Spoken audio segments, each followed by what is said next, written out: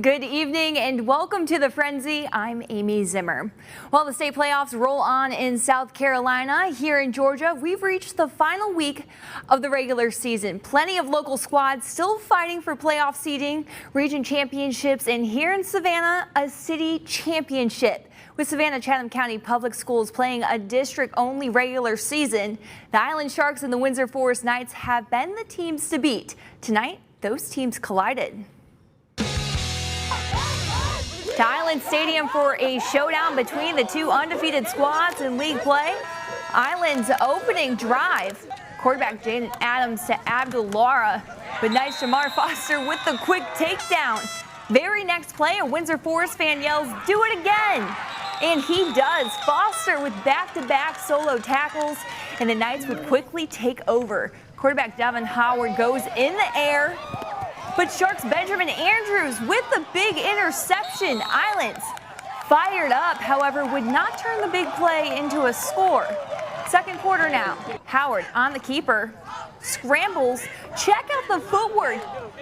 He would get a nice game before taken down by the Sharks.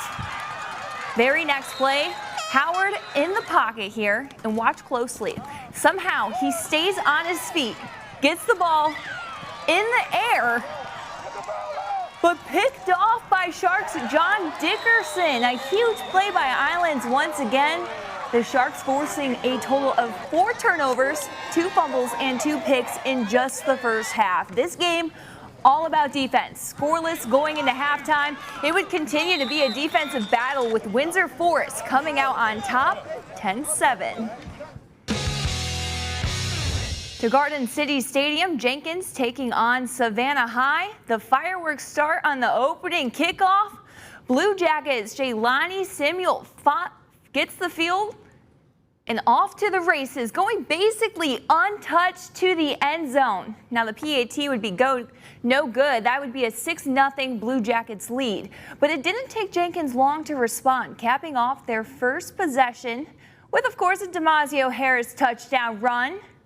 Harris on fire this season. The extra point gave Jenkins the 7-6 lead. Then on their next possession, it would be the Warriors finding the end zone again. This time, it's Blake Williams with the honors as Jenkins takes a 14-6 lead. And Jenkins would go on to win this one. Thursday night high school football, New Hampstead with a 7-0 lead on Johnson. The Smasher defense trying to make sure the deficit doesn't grow. Fabian Powell with the sack for Johnson, but the New Hampstead offense was in a groove. Pass goes to Nadi Thomas, who takes it down near the goal line. Then seconds later, it would be Jamel Coase with his second rushing touchdown of the first quarter. Phoenix went up 14-0. Going to the second quarter, more of the same for New Hampstead. The screen pass run to perfection. Thomas with the big pickup into Johnson territory. Then a couple plays later, it's going to be Thomas walking into the end zone, putting the Phoenix up 21-0. All New Hampstead in this one, 48-7, the final. A region championship on the line tonight in Pooler. Savannah Christian looking to lock up the 3 single-A private title. To do that, the Raiders needing to take down longtime rival Savannah Country Day. Our Dave Williams was there for this one and has the recap. Well, Amy, despite all the issues with COVID, we finally have reached the finish line of the regular season. Here at Pooler Stadium, a big matchup between Savannah Christian and Savannah Country Day. Savannah Christian looking to win their 6th in a row and in the process take the top spot in Region 3A private. And the Raiders trail this one 20-14 late in the second quarter until Spencer Robichaux goes up top to George Futch, who makes the tremendous catch for the score. The PAT gave the Red Raiders a 21-20 lead. To the second half now, the Hornets regained the lead on their first possession of the half. Keith James finding the payoff pasture. The 2-point conversion gave Country Day a 28-21 lead. But that lead would last about a nanosecond because George Futch takes the ensuing kickoff and no one is going to catch him. He takes it 90 yards to the house, and after the PAT, we were tied at 28 apiece. Then the second time the Raiders touched the ball in the second half, they reached pay dirt again. This time it's Eli Brown coming out of the pack and heading to the promised land. The PAT no good, and Savannah Christian led 34-28.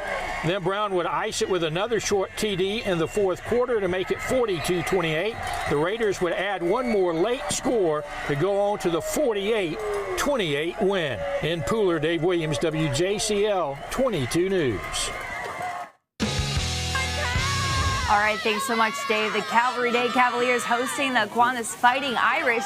Knotted up at 7 with 5 minutes left in the first quarter. Fighting Irish quarterback James Schlegel breaks away for the keeper. Extra point no good, 13-7 Kiwanis.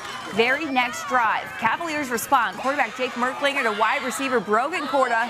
Dodges multiple Fighting Irish. Finds an open lane and steps on the gas. See you later, a whopping 85 yards to the house. Cavs go up 14-13. Second quarter now, Fighting Irish trying to get something going. The Cavs' Jordan Jennings sneaks up for the big quarterback sack. He says, I don't think so. Calvary Day's defense would continue to shine in this one. The Cavs run away with this game in the second half, 37-19, the final. In Darien, Jenkins Academy taking on McIntosh County Academy. McIntosh ball, quarterback Dalton McClellan hands the ball off to Trenton Johnson. That would set up this play by Johnson, breaking free and punching it in for the touchdown. McIntosh fans, they were out in full force and fired up. Jenkins County ball now, quarterback Justin Gray with the pass to Tyron Martin. That's going to be good for a first down. This time Gray in the air goes to Brandon Goodman in the end zone with a nice get up and grab catch for the touchdown.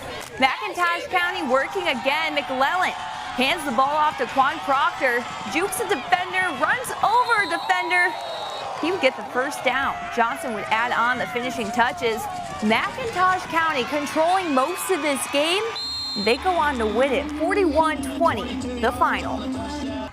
Well, still to come on the Frenzy, we'll head to Statesboro as the Blue Devils battle Glenn Academy. We'll also see if Beaufort could move on in the South Carolina State playoffs. All this and more when the Frenzy continues after the break. Keep it here.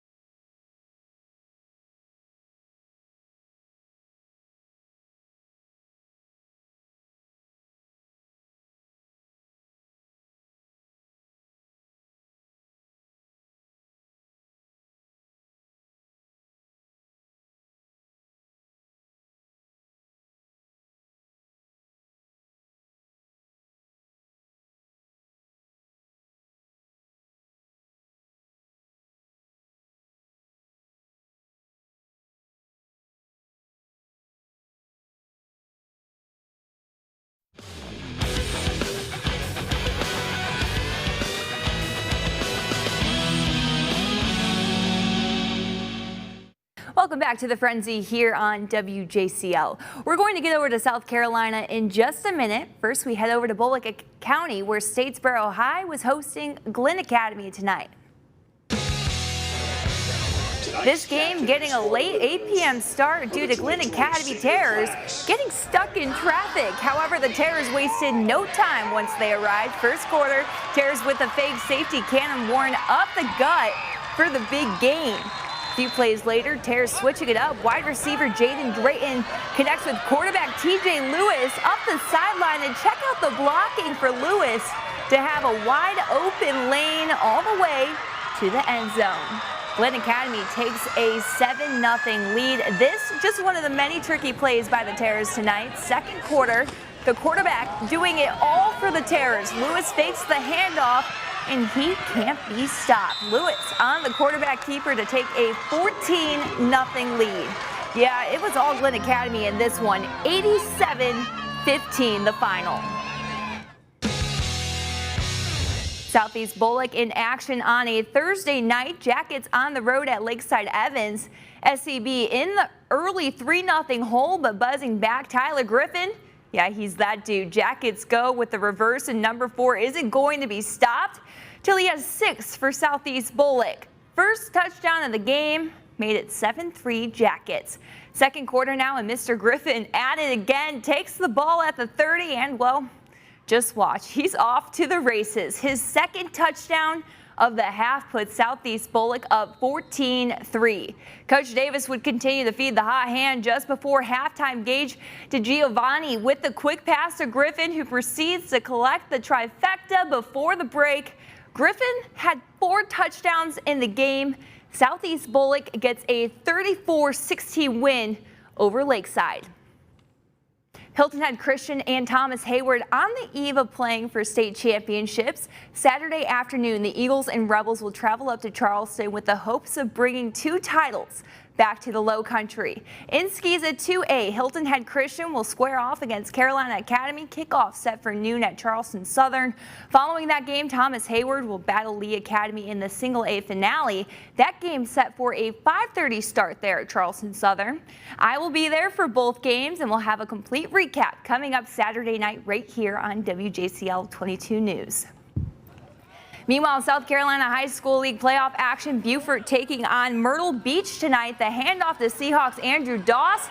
He finds pay dirt, score now 7-7, and Doss is just getting started. Later in the first quarter, Doss tries the right side, and it's a good decision. Doss in for 6. NB takes a 14-7 lead. Had enough Doss, too bad in the second quarter. He finds Mickey and co dialing up the offense. It's 21-10 Hawks after a TJ Austin first down. That's an interception. 11 ticks before the half. Berger to JJ Fade in the end zone. Jones goes up and gets it. Myrtle Beach takes a 28-10 lead into the half, and they would go on to win this one. Myrtle Beach coming out on top. Beaufort falls short. 49-37 the final.